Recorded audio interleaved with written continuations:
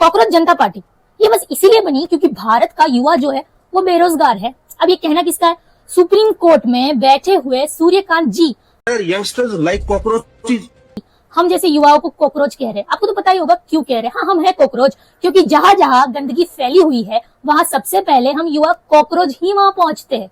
अभी अभी जो लखनऊ में आग लगी तब युवा कॉकरोच ही मदद के लिए आगे आए थे, उन्होंने ही आवाज उठाई।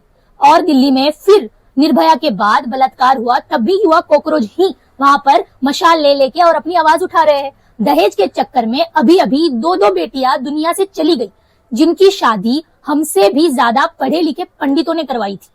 तो आप बताइए, इस भारत देश में हर साल मामला जो दहेज का मामला है वो बढ़ रहा है और बेटियों को जान देनी पड़ रही है। शादी करवाने वाले तो हमसे भी ज्यादा ज्ञानी है, हमसे भी ज्यादा उन्होंने किताबें पढ़ी है, तो फिर ऐसा क्यों? क्या प्रशासन क्या कर रही है? ये ज्ञानी होते हैं ना हमसे भी ज्यादा, क्या उन्हें ये नहीं दिखता कि बाप ने शादी तय होते ही लाखों रुपए दिए और गाड़ी भी दे रहा है? घर में जो रोटी सब्जी खाता है वो लड़कों के कहने पर शादी में जो वो बोले वो खाना बना रहा है। अब बताइए आप, और अंगूठी दे रहा है और गाड़ी दे रहा है। 1 करोड़ रुपया देने के बाद भी, उड़ाने के बाद भी जब बेटी के बाप को लाश दिख रही है तो ये दहेज नहीं तो क्या तोहफा है? हाँ, ये उन लोगों के लिए शायद तोहफा है। परिवार का वो एनकाउंटर क्यों नहीं करवा देते? ऐसे प्रशासन क्यों नहीं करती?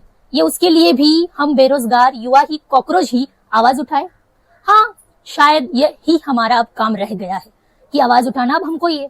और जो लड़का शादी कर रहा है, क्या वो अपने माँ बाप से ये नहीं बोल सकता कि जो लड़की मेरे घर शादी करके आ रही है वो अपने परिवार को छोड़ के आ रही है, तो वो जिंदगी भर के लिए हमारे घर पर आ रही है, तो क्या हम उसके बाप से दहेज ले, पैसा ले? क्या वो कोई चीज है? वो एक पत्नी है मेरी, क्या ऐसा नहीं बोल सकता कोई लड़का? लेकिन क्यों बोलेगा? दहेज का लालची लड़का ये नहीं बोले।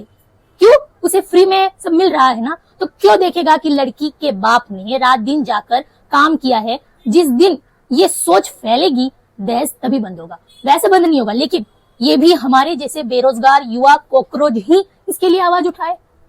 तो प्रशासन क्या कर रही है? सब कॉकरोच ही कर रहे हैं तो प्रशासन क्या कर रही है? हम पर गलत गलत इल्जाम लगाने के अलावा क्या कर रही है?